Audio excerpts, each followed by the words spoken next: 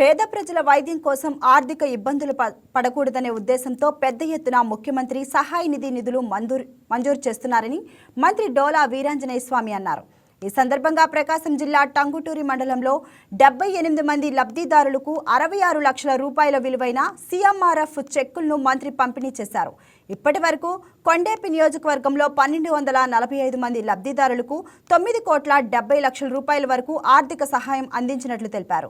వైద్య రంగానికి పెద్దపీట వేస్తూ ప్రజలందరూ ఆరోగ్యంగా ఉండాలన్న ఉద్దేశంతో ఆరోగ్యాంధ్రప్రదేశ్ సాధనే లక్ష్యంగా రాష్ట్ర ప్రభుత్వం కృషి చేస్తుందని మంత్రి తెలిపారు.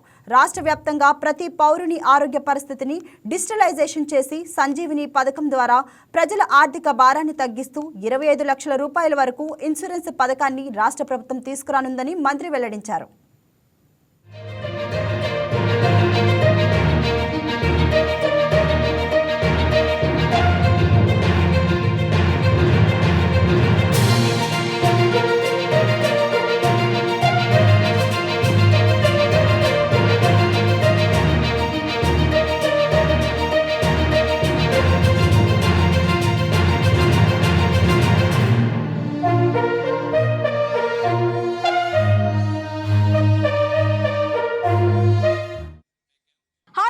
ఈ వీడియో మీకు నచ్చినట్లయితే లైక్ కొట్టి షేర్ చేసి వైకే టీవీని సబ్స్క్రైబ్ చేసుకోండి.